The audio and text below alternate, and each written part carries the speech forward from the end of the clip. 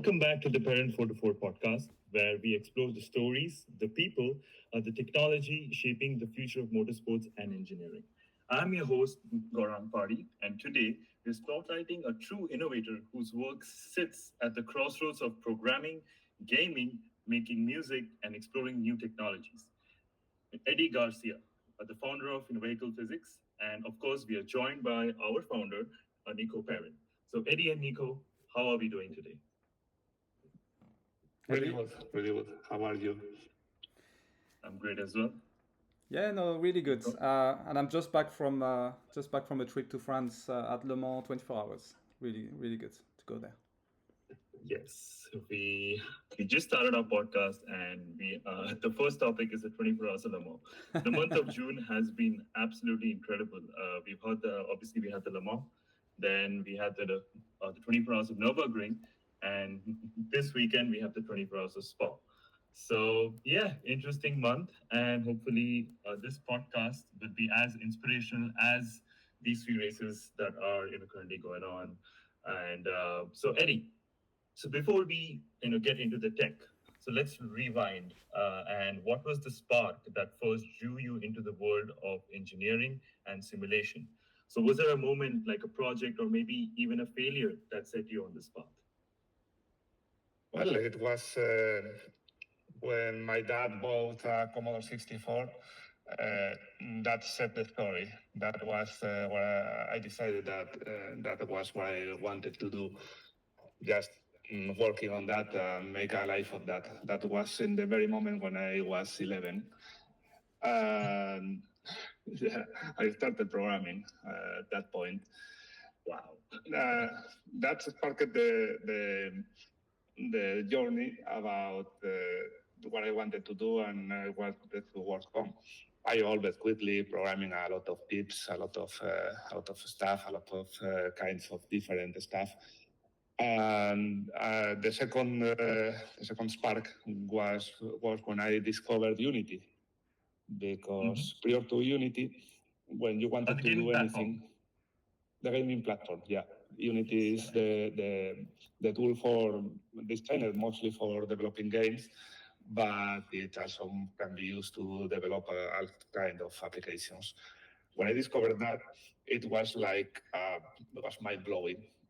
Prior to that point, whenever you want to do anything in programming, like making graphics, making audio, making anything on the screen, you had to write like 1,000 of lines of code just to show a picture or just to do almost anything. So when I discovered Unity, it was like, wow, I can just put things on the screen, press play, and that works. Okay, how can I be part of this? Like most of the functions were predefined in these tools, and I think what made you brilliant was you made those predefinitions back in the day, right? And yeah, that is really interesting to learn. So Nico, what was your first tool that you explored, maybe to engineer a car or even just do normal programming? Well, I mean, I think I explained how I got into motorsport before. Programming, Yes. obviously, I'm a mechanical engineer, so I didn't really do programming at university, but I think um, MATLAB. I've Is it MATLAB? MATLAB is one tool, yes. But I'll tell you a quick story because um, with Perrin, I realized coding is everywhere, and you have to go into coding even in motorsport, even when you do physical products. Like you need coding, and to be fair, at school I remember coding a little bit, and I was quite fast at finding solutions to code. It started on we had programmable calculators that you could program. There was a small graphic interface, and you could actually display pixels, and there was a memory inside it. And I remember coding a small game when I was 15 or 16. And I really enjoy that process. And I did a bit of coding at university still, even though we didn't do a lot. But the one thing I will tell you quickly about is when I was building the team Perrin, I took a year off in 2017 to actually learn how to code properly and to build the perrin.com app that we use every day. Right. Because I couldn't get anybody to do it for me, so I had to. It was like learning Chinese for me. But yeah, coding is so important. Absolutely, absolutely. I think my little coding journey would be I started with CryEngine, the tool, back in 2013, and I was fascinated by it. Right, just how you explained it with with the tool of Unity, and wow, it blew my mind because I was so it's like in a race, when you crash, you say that, oh, so racing is not for me, right? So when I explored the CryEngine tool for my project, I I I, I did end up like doing like a landscape and a small maybe like 30-second video of it or the game interface, but no way. So yeah, so my programming it began there and it ended there. That's journey. So It's not for yes, everyone. very Not very not for interesting. everyone. Contrasting. Great. Right. So you have built an interface, a tool of your own, and you've named it as vehicle physics, and you're pushing for accuracy and innovation that you thought was not available in the previous tools. I would let you explain further, and then yeah, just like share a bit of insights how it all began, and what's the future. Yeah. Well, when I started playing with my C64, I loved car games. I really loved Yes. car games, and I wanted to do car games. I remember imagining myself playing and developing and playing with my games, implementing them, and being part of that stuff somehow. But everything moves forward. We go to 2010 when I discovered Unity, and then was like, oh, now is the opportunity to do what was my child passion, which was playing about developing cars, simulating cars, making car games. I started with that, but the tools was very lacking in that field, in the field of vehicles, wheels, tires. It was really, really basic. It didn't work. Didn't work well. So I started to develop my own, just for the sake of making car games. But then I found a new passion there on making that work, on finding the precise way to make a contact patch, a wheel, a tire friction, all that. And it took me Yes. physics, yeah, exactly, physics. I don't have a degree on physics, not even mechanical engineering, nothing at all. I only had the high school physics. You get that degree of physics. That's what Right. my level. But I thought everything could be simulated with that level of physics. You can to a certain degree of accuracy. That's like the fundamental, the foundation of it. So I thought there must be some kind of some way to do this using only the physics level I know about it. And then I started working on that. I read a lot of literature, a lot of papers with a lot of complicated formulas I didn't understand, to be honest, most of them. So I go back to the basics and think about the most basic physics formula and how could I implement a wheel and a tire with that, only with that resources. It took me 3 years to get into only to get the wheel model, a coherent wheel model that will be coherent in all the aspects. Right. Then I developed the drivetrain to make like a chain of elements that could intervene and make develop the actual torque or final torque on the tires, and then everything else went from there. That was the journey of, but the basic was that I didn't found available tools available, so I had to develop my own. This is amazing. This is absolutely amazing. I think that takes a lot of trust, faith, and just belief in yourself, and it's great to witness it. And uh, how did that journey lead you to Parent 4 to 4 from vehicle and physics to here? Yeah, well, it all started when David and Nico contacted me in Which 2010. year was that? 2010. 2020. Yeah. Oh, sorry, 2020. Yeah, sorry, that's 5 years now. 2010 Yeah, was yes. the other day. 5 years ago. Exactly, 5 years, 2020. And it was yeah, they presented me the project of Nico also presented the pairing 4 to 4. And, for the first contact, I was a little skeptical because, it happens from time to time that someone comes with some kind of project that and they want you to be part of it in some way. Yeah. But well, okay, it looks interesting, and we started to work about it, and eventually it I ended. It was so fascinating. I've never been in contact with this level of motorsport engineering. It was the first time I could learn about that and be part of that. So eventually I got massively involved to the point that I only developed for a few years. I only developed vehicle physics pro based on the requirements of pairing, and that leads to a massive improvement, massive learning, massive innovation. I really enjoy every part of the journey. That's beautiful to know. So, Nico, so how was the conversation? And he did mention that you had reached out to him. So, what attracted?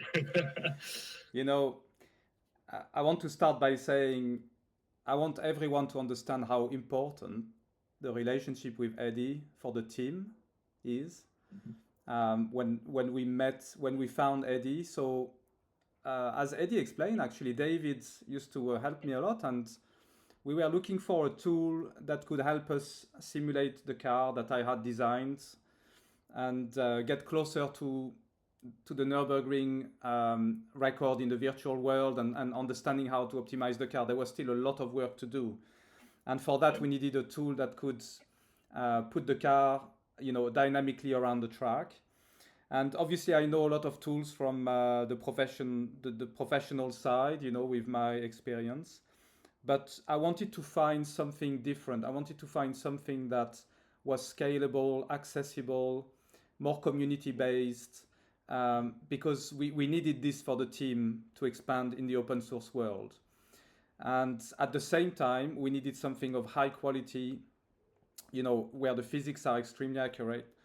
And it's very hard to find, and we were so lucky to find Eddie. I think David saw a video on YouTube of Eddie presenting his software, and I looked at it, and we contacted Eddie. We had a meeting, and as Eddie explained, I can imagine for him it was quite surprising that maybe what I explained and what we were going to do, but quite quickly we realized we were really getting on really well in the way we work.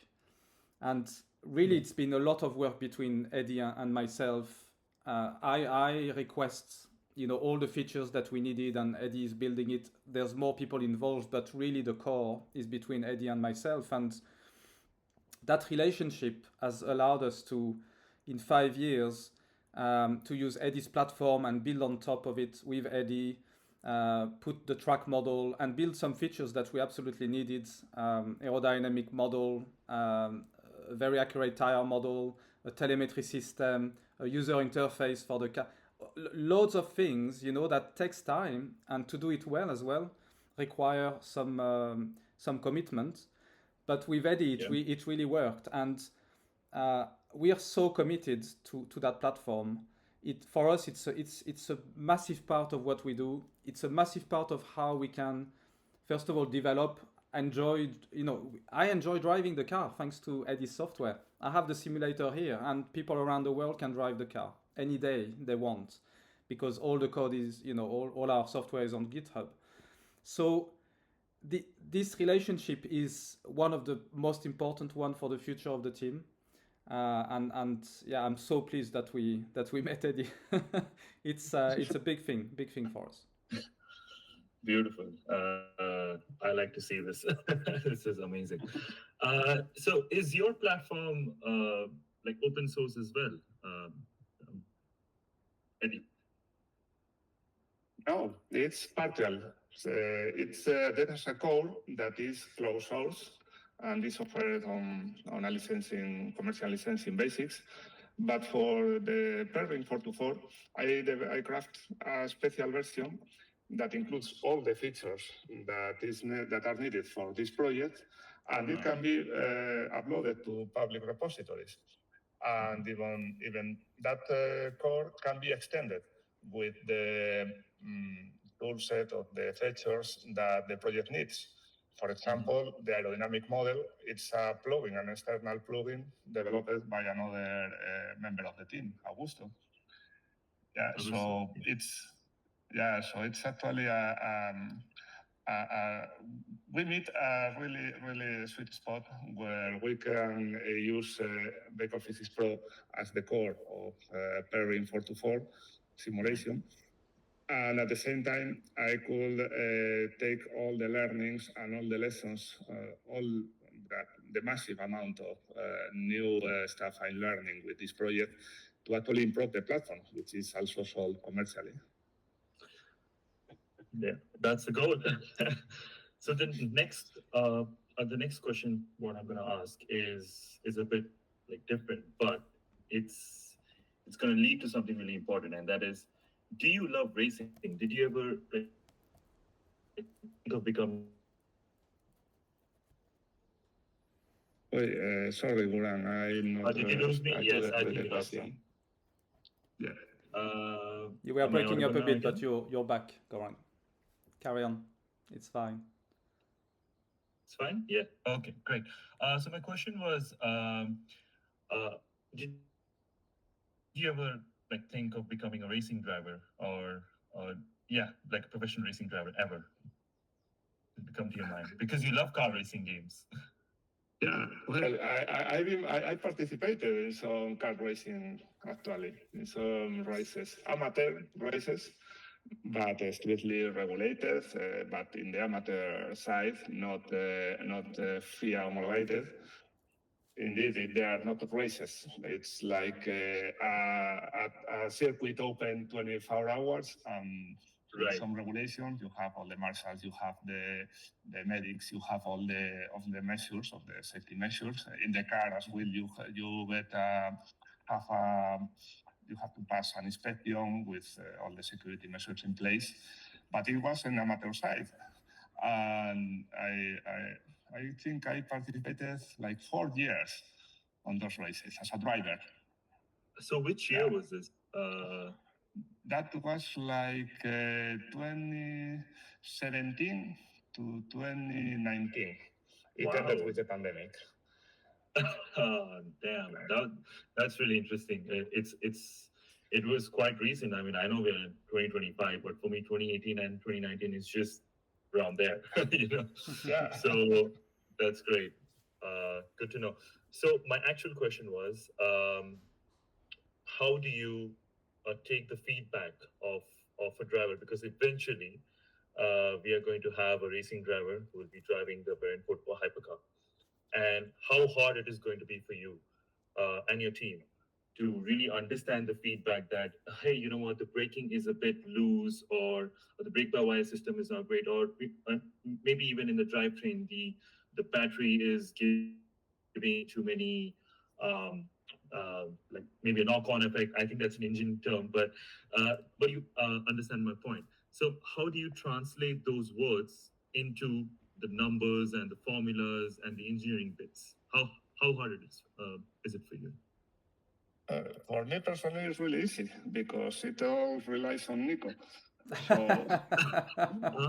Nico is the I see where you're going here. Yeah. No, But it's if let me. yeah, I can No, explain a let me little. answer my point. Yeah, Let me just an I see your introduction, point. and then I go back to you because for me, my side is really easy because I can only I developed the model which is perfectly customizable and it's only put numbers and formulas on it. So Right. at some point, Nico tells me, "Hey Eddie, I think this could be like this," and then he sent me like a huge spreadsheet with a lot of numbers and graphics and a ton of stuff. I can make myself on it, and then I just take the first cell and take his formula and translate it to coding, verify it works, verify that I get the same graphs, the same plots I have in the Excel, and then pass it to Nico to verify that it works. Right. So Nico translates this information to you. That's Yeah, now he can explain. at the end of the day, Eddie's explained and he's right, but that's how it works. The driver is like your biggest sensor in the car, so we listen to him a lot.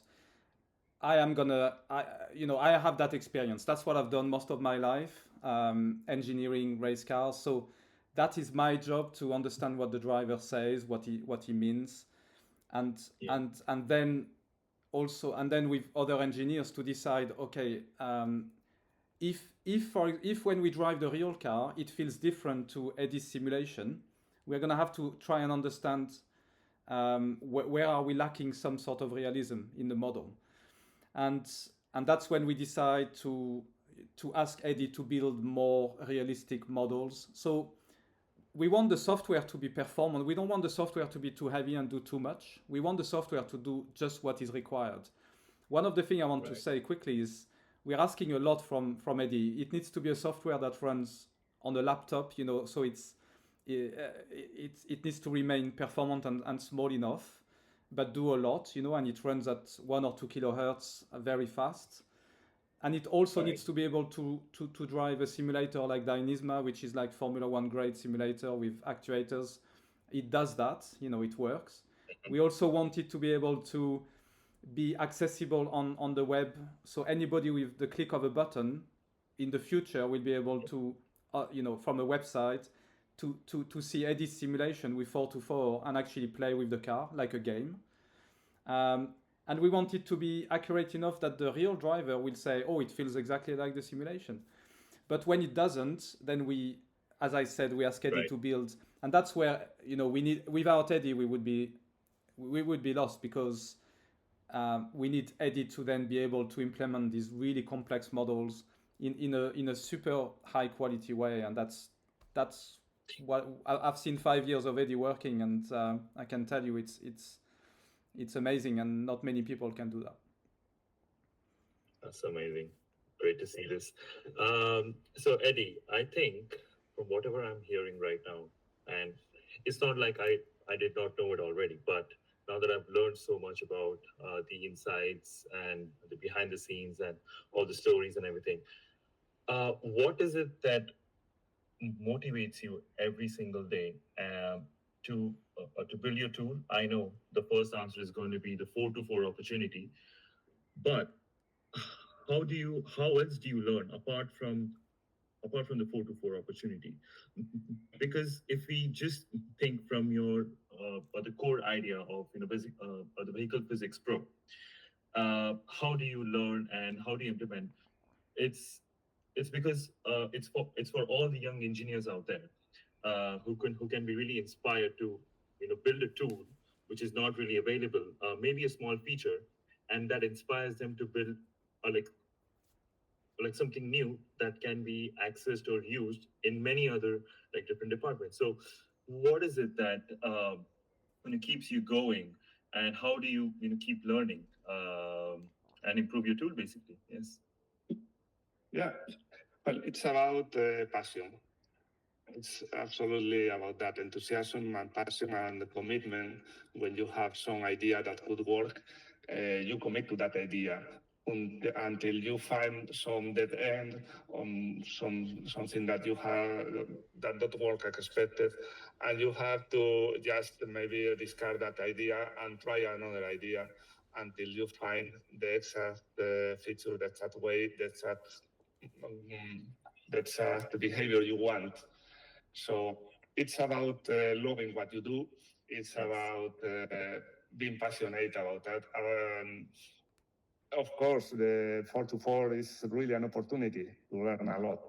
But before that, I had just to guess it myself. It was more oriented to games, so you have like more flexibility at that point. You don't need to be so strictly realistic. So just I figured out how our wheels would work, how a tires would work, and try to find, well, first of all, you try to learn from what exists already.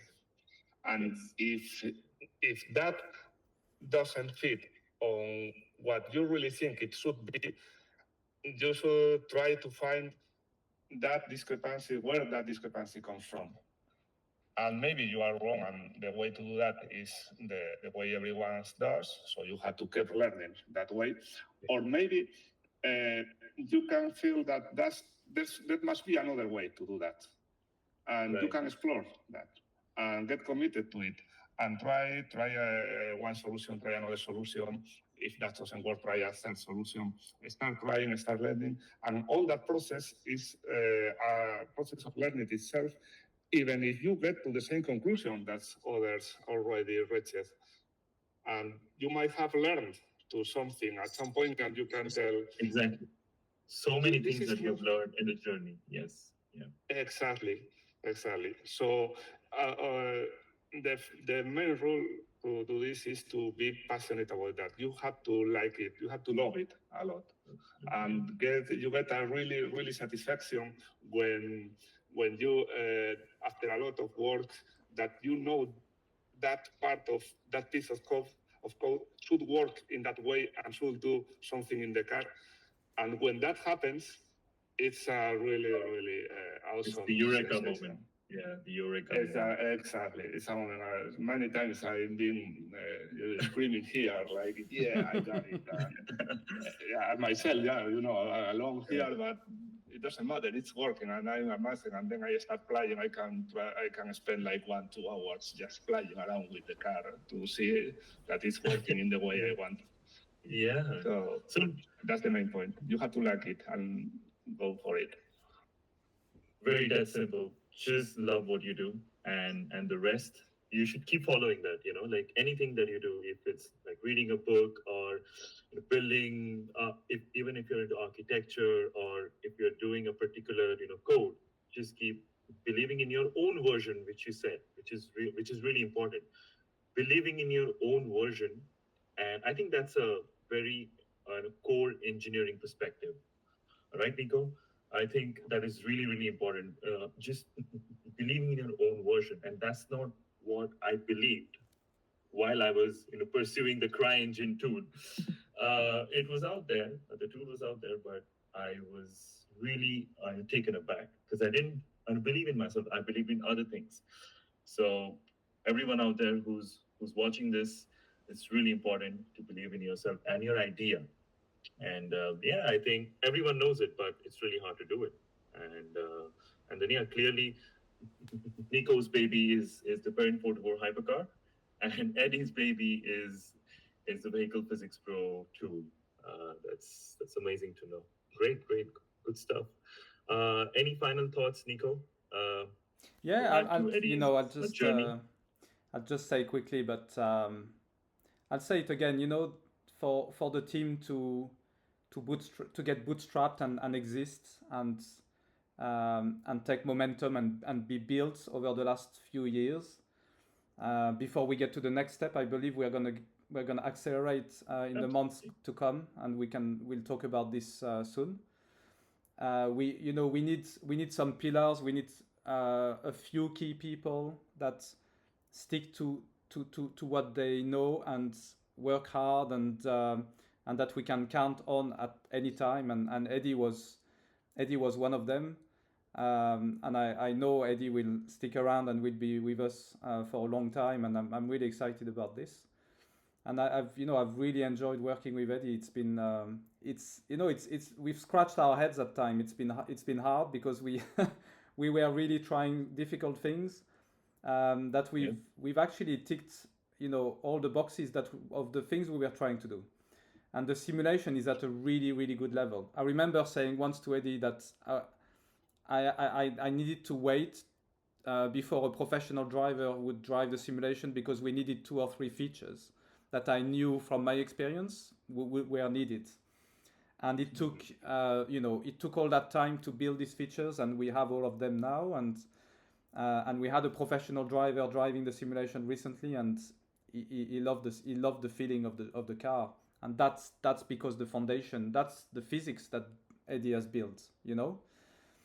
Without this, Absolutely. it wouldn't be the same. So it's only the beginning. As I said, we're a digital first team, and it's nearly, in my head, it's more important what we do in the simulation than even the real car, in terms of what will happen with the real car. Even though I know everybody wants to see the real car, but the simulation is where we work every day. We spend our time in the simulation. We drive the simulator. Yeah. We keep setting up the car and tweaking the setup of the car based on the simulation. So we believe in it. We have to believe in it to really enjoy fully the process of development and engineering and collaboration. So yes, as you can tell, it's a very very important tool, and a really important relationship, Eddie. So thank you again for being with us. It's my pleasure. Absolutely my pleasure. And the last thing is we have only met physically twice with Eddie in 5 years. But we kept believing. we collaborate every week, I Yeah, cannot but wait. it's like we are working in the same office. It's Yeah. no difference. Yeah. Cannot wait to see you guys as well in person. Incredible. Actually, I was just gonna say, so in the previous episode, we had a young engineer who was exploring his way into building any part of the car that he can get an opportunity with, right? And in this episode, we have an experienced engineer from the gaming inspiration, and ultimately finding a loophole, which he made his own. And it's an amazing contrast. But what stays similar and identical is just believing in your idea, and that's amazing. And you know what I believed in? I believed in this, and I built this car. That's a nice model. So kids, you can do it as well. Believe in your idea. And this is absolutely amazing, because engineering always fascinates me. It's something I pursued in my undergrad, but I couldn't really pursue it in my career.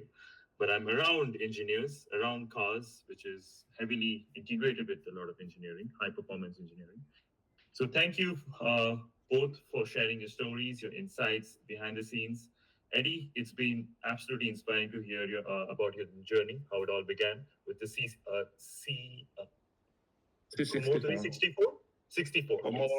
Commodore 64. Yes, back in the 80s, that computer. And yeah, Nico, as always, just thank you for your vision and the leadership, and keeping us glued together and inspiring everyone who's watching this. So that's it for today's episode of the Parent 4 to 4 podcast. If you enjoyed this conversation, don't forget to subscribe and check out our previous episodes. As always, keep pushing and racing towards the future. Until next time, ciao.